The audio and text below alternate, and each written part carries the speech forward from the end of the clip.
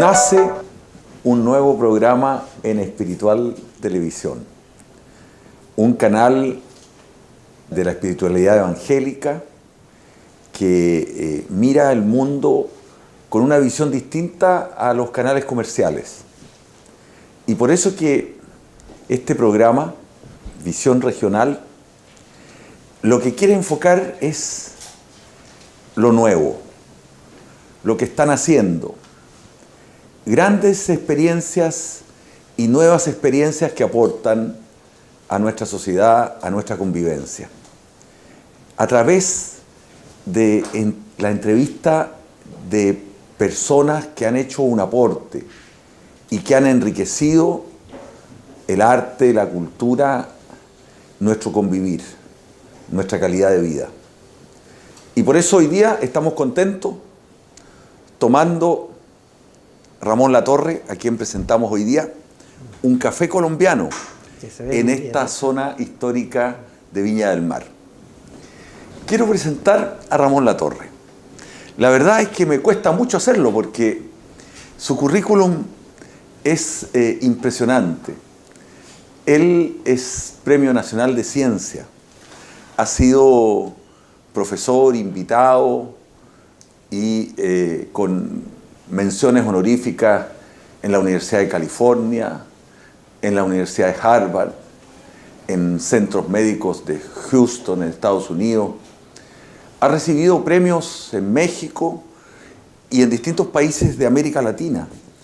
Si yo leyera el currículum, se agotaría a nuestro programa de Ramón. Es uno de los socios fundadores de la Sociedad de Biofísicos Latinoamericanos. Recibió la distinción Robert F. Kennedy del Centro de Estudios Latinoamericanos, profesor visitante del Departamento de Neurobiología de la Universidad de Harvard. Es miembro de diversas academias científicas de América Latina, en Brasil, en México. Es miembro, por cierto, laureado de la Academia de Ciencias de Chile. Forma parte de la Academia del Tercer Mundo de Ciencias y recibió un premio en esa Academia de Ciencias en Biología. Y por cierto, lo que más nos honra, Premio Nacional de Ciencias en Chile, que fue refrendado también en México, el premio que México otorga a científicos distinguidos de América Latina, de España y Portugal. Pero él es además una persona que ha hecho mucho por nuestra región. Decidió quedarse en Valparaíso, en la Universidad de Valparaíso. Allí es director del Centro Interdisciplinario de Neurociencias de Valparaíso, miembro de la Junta Directiva de la Universidad de Valparaíso. Ha desarrollado una amplia labor en la difusión de la ciencia, a través de documentales, talleres para niños, encuentros entre científicos y artistas, publicaciones de libros. Y uno de sus últimos logros es haber logrado que se construya en el Centro Histórico de Valparaíso el Centro para el Instituto y el Centro Interdisciplinario de Neurociencia, justo en aquel barrio que aparentemente está más deteriorado de Valparaíso, donde está la Plaza Chaurren, y donde este centro será un foco de radiación, de cultura, de ciencia y de mejoramiento del entorno patrimonial. Bueno, en verdad hemos tenido el gusto de tenerte acá en este primer programa, además es el primero de ellos, y quisiéramos partir preguntándote de dónde nació esta pasión por la ciencia. Me contaban por ahí, un pajarito me contó, que tú leías a Emilio Salgari, a Sandokan, que leía Los cazadores de microbios cuando niño, ¿no? ¿Qué tiene que ver la ciencia con la aventura? Bueno, si uno lo mira retrospectivamente, mirándome a mí mismo, yo creo que la razón por la cual yo leí esos dos libros que tú mencionaste, Rodrigo, es que los dos son una aventura. Porque cuando uno comienza a tratar de resolver cualquier problema en ciencia, no sabe dónde va a terminar. Es lo mismo que Colón, ¿no? ¿Verdad? Que parte del puerto de Palo y no tiene la más remota idea a dónde va. Y de hecho, ¿no es verdad?, cree que llega a América, son unas islas. Entonces, todo eso pasa en ciencia. Porque uno dice, voy a tratar de encontrar, ¿no es verdad?, voy a desarrollar, te voy a poner un caso cualquiera, el teléfono, no sé, y termina desarrollando el automóvil, por ponerte un caso exagerado. Entonces, en el camino se van descubriendo nuevas cosas, se van descubriendo caminos inesperados, aventuras inesperadas, ¿no es verdad? Animales raros. Entonces yo creo que todo eso es lo que hace que el libro de Paul de Kruif, que mencionaste tú, Los cazadores de microbios, estuvieran junto al libro de Sandokan, que es el tipo, ¿no es verdad?, que va de una isla en otra con sus piratas de Maupassant, y obviamente está el amor, ¿no es verdad?, está la perla de Luan. Así es. Fantástico, a mí me encantaban esos libros de Emilio Salgari. Julio Verne tal vez también fue parte de la fantasía cuando niño. Cuéntanos, Ramón, estamos hablando para la comunidad, para personas que a veces no conocen en qué consiste la investigación científica o no saben qué son las neurociencias. Bueno, yo creo que en estos momentos por los cuales está pasando la humanidad, la neurociencia ha tomado un papel muy importante. Y la razón de eso es fundamentalmente porque el promedio de edad de los seres humanos en el mundo está aumentando muy rápidamente. ¿Qué significa eso? Significa que vamos a tener cada vez más problemas de enfermedades de viejos, ¿no? Como yo, por ejemplo, ¿no? ¿Verdad? Entonces, ¿cuáles son esas enfermedades? Son las enfermedades del sistema nervioso. Alzheimer, Parkinson y todas las enfermedades de demencia, senile. Entonces, tratar de entender el sistema nervioso, cómo se producen, cuál es el origen de esas enfermedades, es fundamental para el futuro del planeta. Porque independiente de lo que queramos o no queramos, vamos a tener una población de gente anciana muy grande. O sea, ya está pasando en Japón, ya está pasando en los países desarrollados. Esa es una parte, pero la otra parte que es importante es pensar que el sistema nervioso es una maquinaria increíble. Primero que nada, si tú lo miras así desde lejos, te vas a dar cuenta que está compuesto por células que se llaman neuronas, y esas células que transmiten los impulsos nerviosos de un lado para otro, que comunican lo que está pasando, que permiten que yo te vea, que permiten que yo me mueva, que permiten que nos comuniquemos. Esas neuronas ¿ya? Se comunican entre ellas, pero son más que las estrellas que hay en nuestra galaxia. Entonces, si tú te imaginas, o sea, son millones de neuronas que tienen de millones de conexiones. Entonces, es un sistema maravilloso para estudiar y tratar de entender. Es decir, tratar de entender, digamos, por qué funcionamos, ese sistema tan complejo, cómo nos echa a perder, cómo nos falla, o cómo, por ejemplo, en mi caso, después de 75 años, todavía puedo estar hablando contigo en vez de estar allí haciendo así, ¿te fijas tú? Entonces, es algo maravilloso. Entonces, yo creo que o sea, si podemos entender el sistema nervioso, vamos a poder probablemente crear máquinas, ¿no, verdad?, que realmente sean inteligencia artificial y que permitan, obviamente, tú sabes, la ciencia uno la puede utilizar para el bien o para el mal, obviamente, pero si la utilizamos para la mejora del ser humano, yo creo que se pueden hacer cosas maravillosas con esas máquinas. ¿Y en qué estado estamos en las neurociencias? ¿Estamos en los umbrales? ¿Estamos partiendo? ¿Cuáles son los niveles de conocimiento que hemos llegado a alcanzar a esta altura? Yo creo que estamos partiendo. O sea, es un universo por descubrir. Es todo un universo por descubrir. Pero va tan rápido, la ciencia va tan rápido que realmente no sé, digamos, si las cosas se van a entender en 5 años más, en 4 o en 10. Y la razón de eso es que imagínate tú, nosotros trabajando en el sistema nervioso, si alguien te hubiera dicho hace 15 años atrás, yo quiero entender las emociones, te habían tratado que eso es filosofía, que eso sencillamente no se puede entender. Y la gente lo está estudiando ahora. Los científicos están estudiando las emociones, están estudiando cómo se producen los sueños, cómo se produce la ira. Ajá. Entonces realmente las cosas están avanzando muy rápido y las estamos entendiendo. Entonces yo creo que ahí hay, el universo es muy, muy bonito, es muy entretenido. Sin embargo, esto tiene, por un lado, un aspecto muy positivo, pero también tiene peligro, ¿no? Entraña peligro. Cuando tú me dices, mire, podemos estudiar y llegar al fondo de las emociones, del sueño, de los miedos, el riesgo que tiene eso de manipulación del ser humano y de manipulación de los aspectos como más sagrados y más espirituales de la vida es inmenso, ¿no? ¿Cuáles son los límites que tiene, digamos, este proceso de investigación? Mira, bueno, la investigación no tiene límite. Yo creo que la curiosidad del hombre es algo, es demasiado voraz como para poder detenerla, o sea, va a pasar. El hombre va a tratar de entender todo, porque es una curiosidad que no se puede manejar, ¿verdad? Porque el hombre es curioso.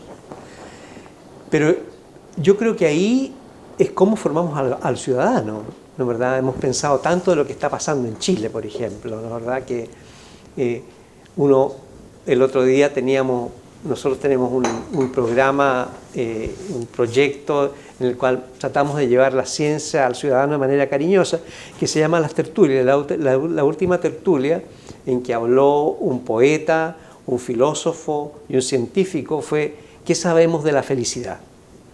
Entonces, voy a volver a tu punto, Rodrigo. ¿Sí? Entonces, si tú te fijas, se hablaba de la felicidad y uno sale de la casa y dice, hoy día yo no me voy a enojar, hoy día voy a estar tranquilo, voy a estar reposado, y sale y alguien te echa el auto encima, está la persona que es desagradable, es insolente. Entonces, ¿qué ha pasado con los chilenos? ¿Qué ha pasado que no estamos formando ciudadanos en los cuales nos comuniquemos para hacer un país mejor? Entonces, yo creo que es muy importante en la ciencia también, digamos, que podamos producir gente que tenga una ética, que tenga una moral, que haga las cosas para el bien de la humanidad y no para construir bombas atómicas, por ejemplo. Uh-huh. Porque uno puede ir para un lado o para otro, ¿cierto? Cuando una vez que descubrimos cómo se podía romper el átomo, inmediatamente lo podíamos hacer para crear energía, luz, la electricidad, calor para los hogares, o bombas atómicas o bombas de hidrógeno.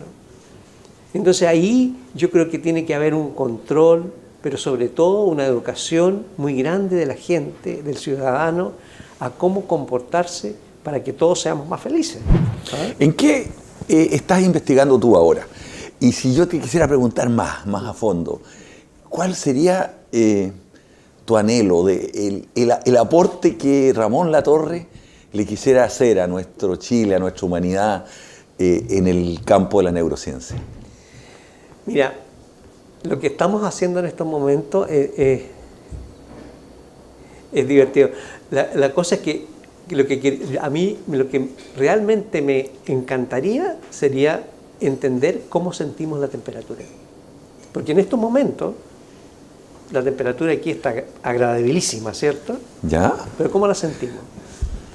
Entonces, eso es lo que yo he estudiado durante los últimos 10 años y parece raro que alguien se interese, pero mira, todos los estímulos que nos vienen de afuera, ¿ya? La luz, el olor de la cocina de la abuela, ¿no, verdad? Los sonidos de una sonata de Bach, todo eso llega a nuestra membrana celular, que es la cubierta que rodea las células de todas las neuronas, nuestros componentes del sistema nervioso.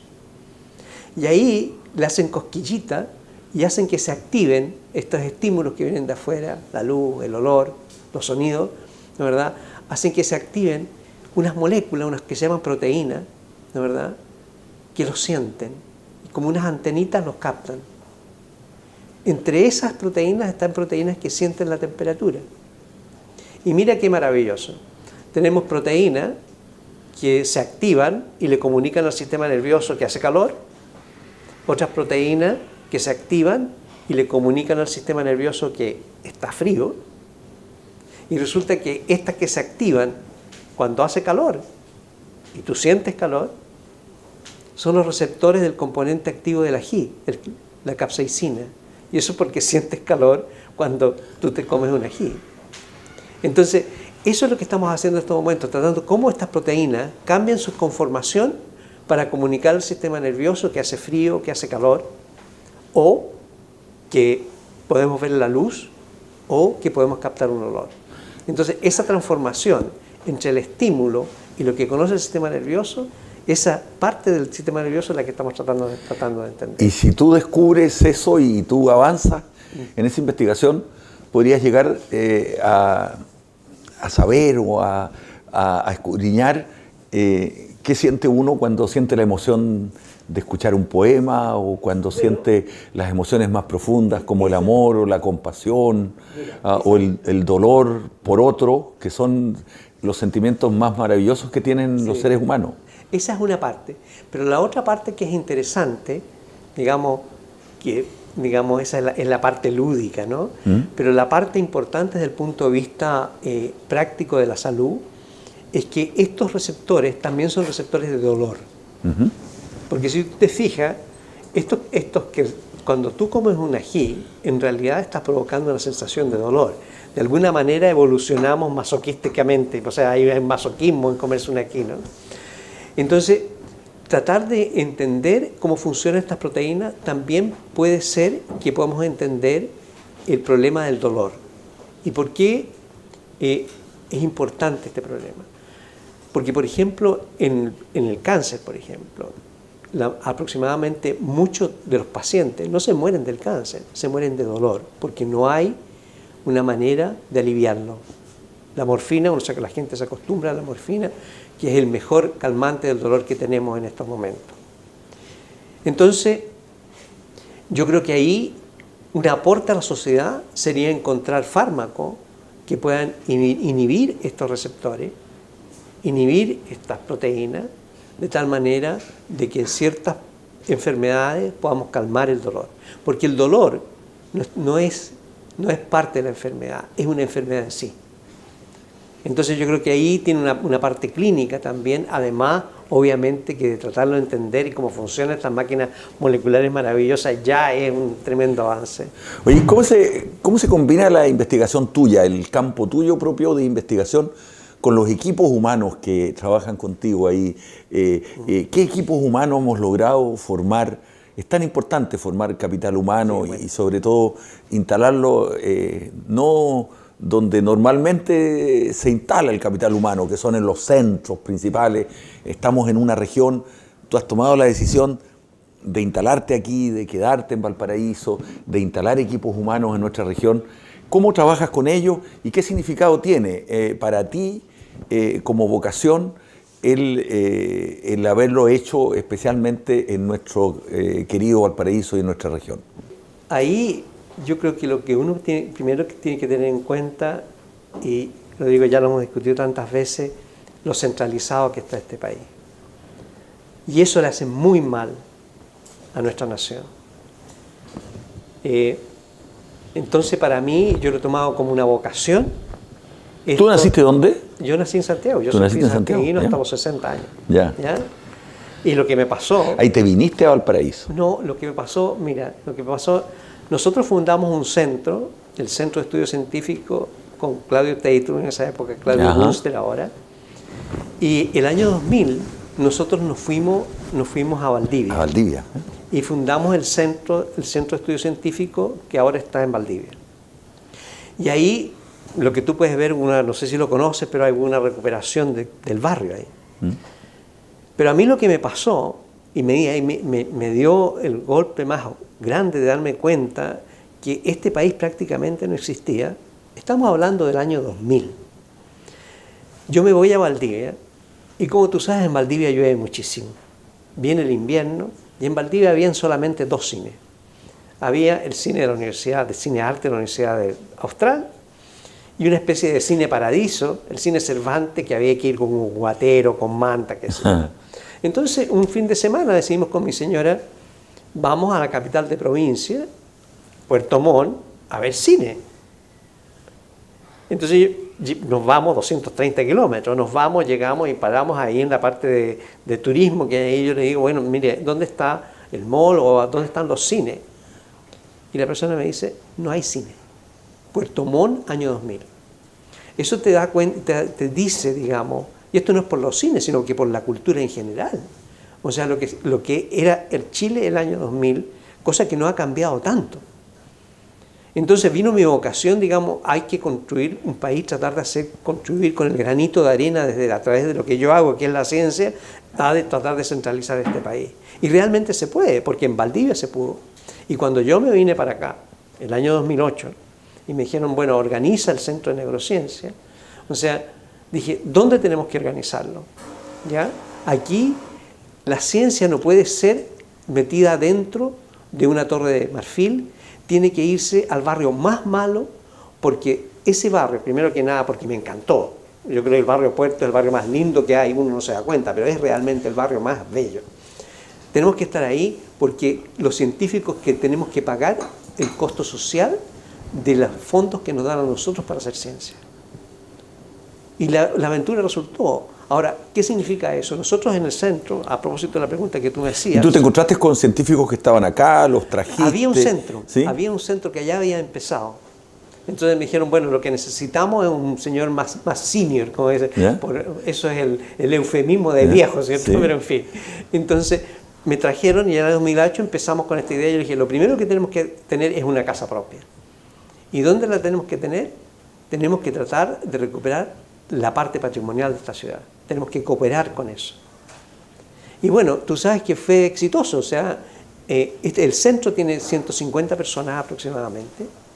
Nosotros trabajamos, en mi caso, somos un laboratorio de como 15 o 20 personas y trabajamos con gente de pregrado, de posgrado y con técnicos y con estudiantes y postdoctorantes.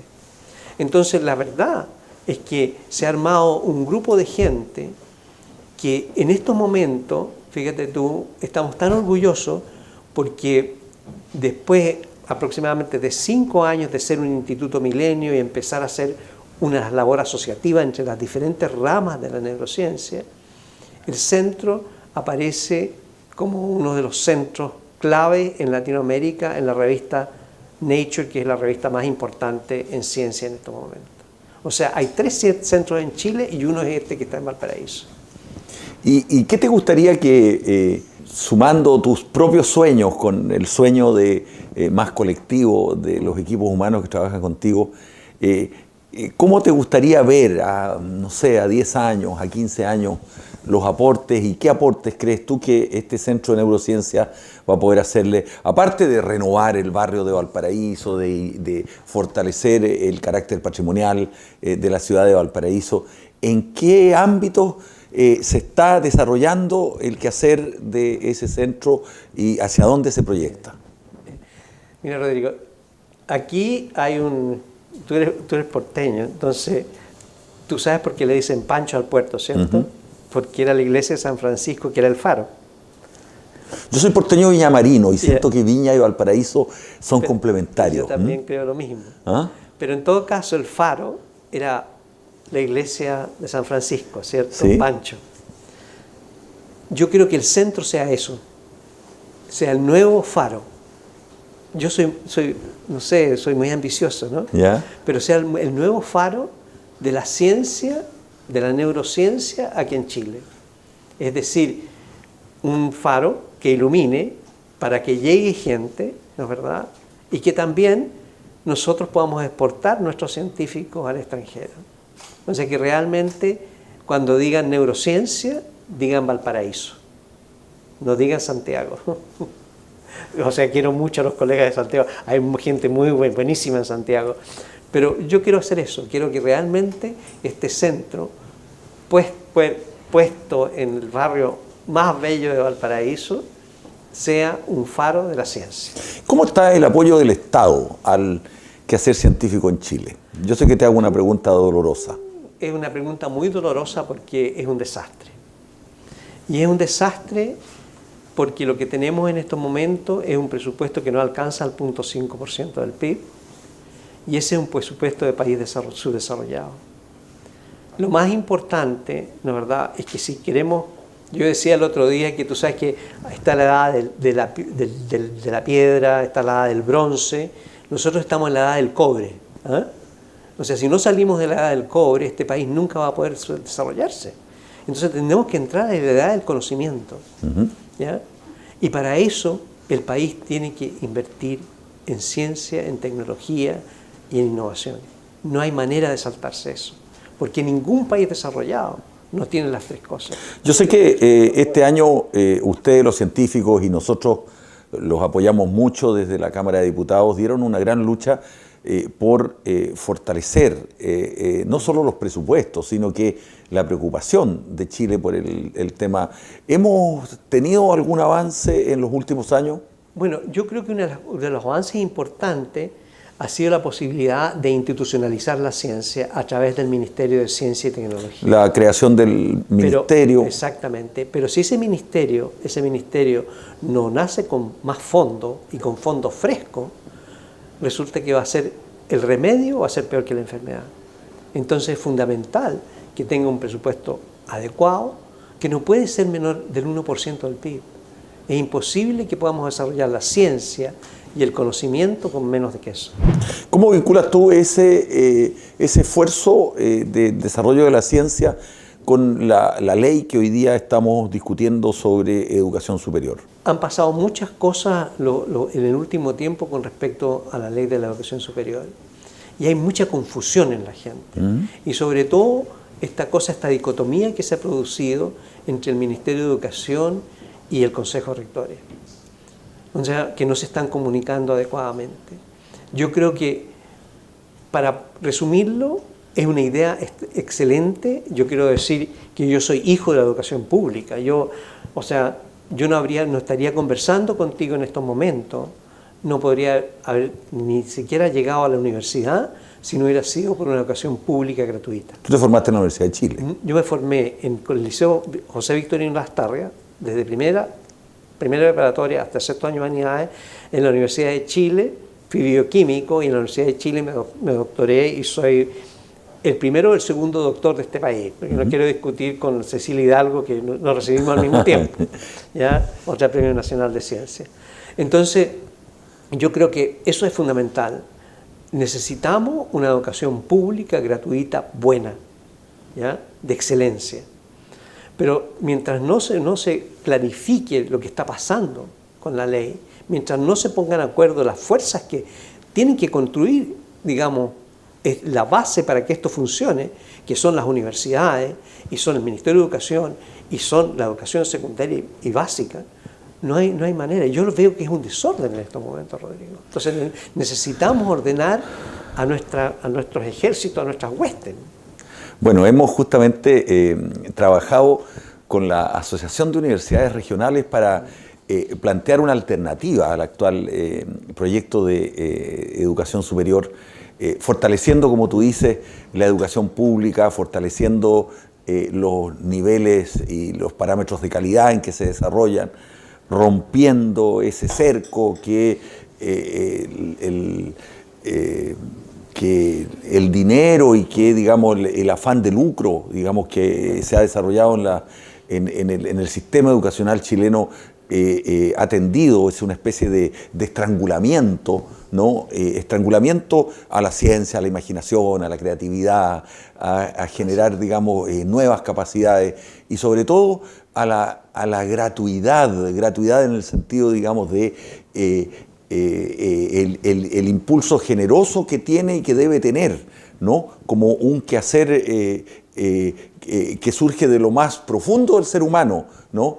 El quehacer de la investigación científica y del desarrollo de las ciencias y de las artes. Bueno, y hoy día está planteado ese desafío. Tú nos dejas abierta una puerta.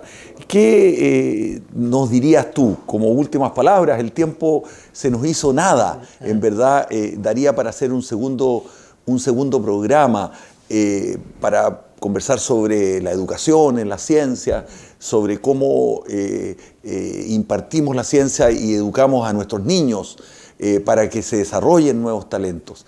¿Qué nos dirías tú como último mensaje para nuestra región de Valparaíso y para todos los que deciden en Chile sobre el quehacer de la ciencia y de las artes y sobre el futuro que ellas tienen en nuestro Chile? Bueno, yo creo que lo primero es tratar que los gobiernos se convenzan que es totalmente necesario para este país crear una sociedad basada en el conocimiento. Y que, si bien es cierto que no hay ninguna duda que tenemos una gran riqueza en materias primas y debemos seguir usándola, esa riqueza, debemos usufructuar de esa riqueza para entender mejor lo que tenemos. Pero eso solamente se hace a través de tener una sociedad basada en el conocimiento, como te decía. Yo creo que eso es lo primero. No tengo ninguna duda. La otra cosa que yo veo haber sido un educador por mucho tiempo es fundamentalmente tratar de darle la mejor enseñanza posible a los niños desde muy pequeños. Pero tiene que ser una enseñanza matizada con eso de enseñarles a ser ciudadanos desde muy pequeños. Y yo creo que esas son las dos cosas más importantes. Y que sea gratuita y que sea de excelencia.